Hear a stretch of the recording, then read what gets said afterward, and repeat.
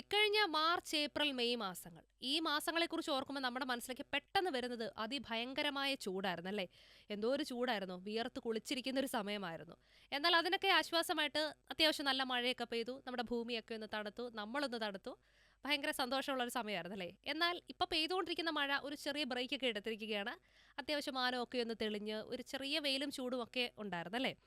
ഇക്കഴിഞ്ഞ ജൂലൈ 22 ഭൂമിയുടെ ചരിത്രത്തിലെ ഏറ്റവും ചൂടേറിയ ദിവസമാണ് എന്ന് പറഞ്ഞാൽ നമുക്ക് വിശ്വസിക്കാൻ ഒരല്പം പ്രയാസം കാണും. കാരണം ഇത്രയും ചൂടേറിയ ഒരു ദിവസമായിരുന്നോ ജൂലൈ 22 എന്ന് നമ്മൾ ചിന്തിക്കും. കാലാവസ്ഥാ ഗവേഷകരാണ് ഇത് പറയുന്നത്. അതായത് 1940-ൽ താപനില രേഖപ്പെടുത്തി തുടങ്ങിയതിന് ശേഷമുള്ള എല്ലാ റെക്കോർഡുകളെയും തകർത്തുകൊണ്ടുള്ള ഒരു ആഗോള താപനിലയായിരുന്നു ജൂലൈ 22. അന്നേ ദിവസം ആഗോള ഉപരിതല വായുവിന്റെ ശരാശരി താപനില 17.5 ഡിഗ്രി സെൽഷ്യസ് ആയിരുന്നു. അതായത് 84 വർഷങ്ങൾക്ക് ശേഷം ഭൂമിയെ ഏറ്റവും പൊള്ളിച്ച ഒരു ദിവസം. അല്ല, നിങ്ങൾക്ക് എന്താണ് ഫീൽ ചെയ്തത്? അന്ന് ഭയങ്കര ചൂടൊക്കെ തോന്നിയിട്ടുണ്ടോ? ഈ മാറ്റത്തെക്കുറിച്ച് എന്താണ് നിങ്ങൾക്ക് പറയാനുള്ളത്? കമന്റ് ചെയ്തോളൂ.